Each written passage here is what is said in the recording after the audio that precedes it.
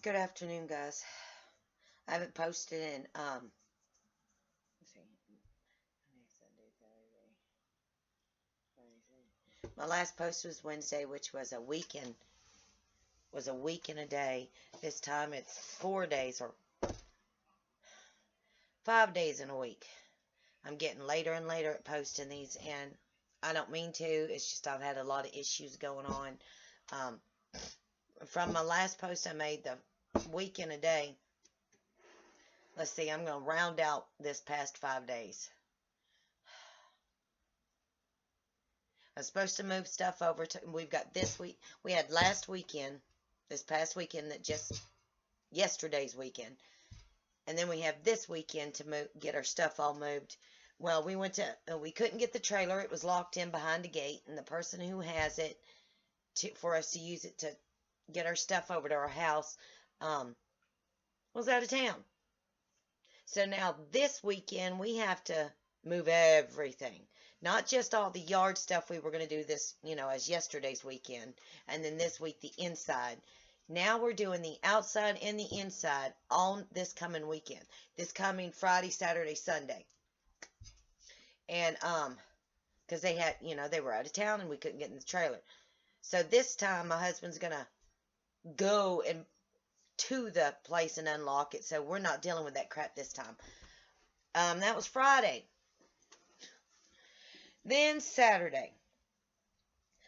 No. Let me back up. After I posted my post, which was Wednesday, I was online Thursday and my internet went out. And it wasn't because I didn't pay the bill. We pay the bill.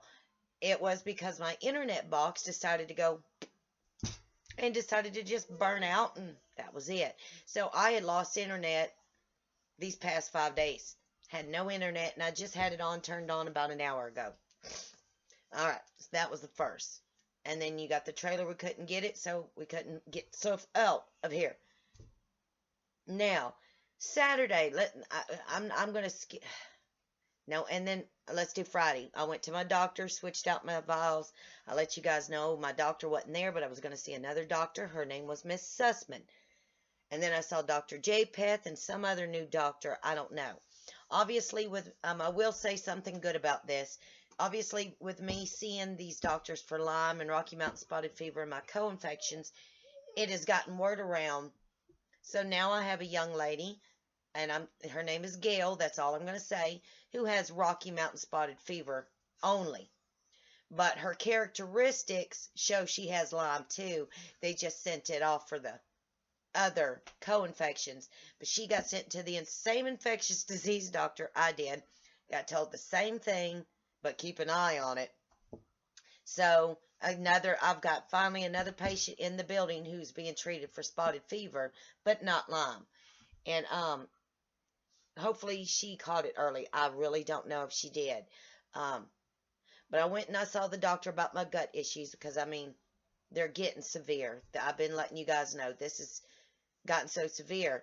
Well, I went, got an ultrasound, and it showed that as they were ultrasounding my liver, my small and my large intestines, I'm past the crying stage, guys, so I'm over it.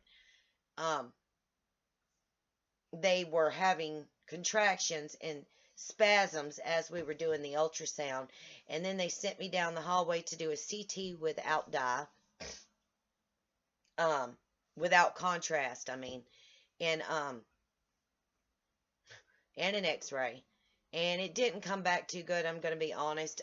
It showed some lesions where in my small and large intestines where the bowel, whatever goes through the intestines, is leaking out into my system and showing up my bloodstream. I also asked to be tested for H. pylori, which they have this new thing you blow in, and anything in your guts or intestines will show up on this little thing you blow in. And I didn't show for H. pylori, so I don't have it. But it showed 2 bacteria that didn't belong in my gut. So that's how another doctor got called in and said more than likely it's borriela or bartonella that's in my guts because it has made lesions where it's leaking out into my bloodstream and everywhere. So I go back to the doctors this Thursday to see my normal doctor. and then get more tests ran. And then Friday, I have to go to Premier Diagnostics and get an MRI with dye, without dye, and some other scan I've got to get to check just the liver, because since I've had my gallbladder removed, your liver has to work more, and it's working more than it should even without a gallbladder. It's way overworked, just with just a gallbladder. Usually it gets more, it has to work more, double, when you remove your gallbladder. But now, even though my gallbladder is removed and it has to work double, now it seems like it's working more than it normally should. And also my intestines, my small and my large intestines, are enlarged and severely inflamed. So I got put on a medicine called, excuse me, I'm trying to grab the bag because I still can't remember how to say it. All I know is it's to help with my intestines from having seizures or spasms, I mean. And where's the pill bottle? Sorry, I got this whole bag is filled with medication, so, nope. So if you will just bear with me here, I will find it. It's BEN something right here. Sorry about that. It is BEN. I don't have my glasses. TYL or LYL. And it's to help with the small and large intestine spasms. I've been on it for 5 days, 4 a day. They're not working. They're not working. And they started me on 20 milligrams and said they'd let me see how that worked and if I needed to raise it. Also, since my organs, my intestines are very swollen or enlarged, as they put it, and severely inflamed, I'm on a liquid diet for 30 days. I've still not come to terms with that one yet. But it can, as Miss Sussman and all of them said, it can take up to 60. I mean, I'm not hungry as it is. The only thing they said I could have as substance, as a solid, it would be to try oatmeal, plain organic oatmeal, and if it don't hurt me, that would be my fiber. But I tried some this morning after 5 days, and I'm going to tell you now, I am not eating oatmeal. That put my stomach right back into having spasms. And I called her because I've had a lot of phone calls I've had to do today for everything else. So she said to try bananas. I can have fruits, but I have to put them in a blender with ice and have shakes. Protein shakes. Can't drink lemon water because the medicine they've also put me on will dehydrate me more than usual. And I've got to constantly be drinking fluids to stay hydrated so I don't pass out or die or coma or all that bull crap. So I have to be careful with that. And I can't be out in the sunshine too much because I can do things and I feel like I'm not overheating because I'm not going to sweat. But I'm overheating and it could cause me a heat stroke even in the weather we're dealing with now. I've got to wear sunglasses at all times around the sun. I can't do any activities that causes me to where I should sweat or I do sweat. I've got to stop immediately. And my problem with that was, hey, I'm moving. How am I supposed to do this and move? So I'm dealing with that. Liquid diet. Straight, clear liquid diet for 30 days. And then I see a doctor, I think it's Berkeley.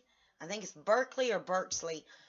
In November, and he's going to do an endoscopy and a colonoscopy, and they're going to try and figure out, because we also spotted some masses, little masses through my small and large intestines, so he's going to do that to see if they do a biopsy and see if they're cancerous or whatever, or if they're like the ones in my breast, because I can't say they're not cancerous because of my lung ones, but I can cross my fingers and hope they're like my breast.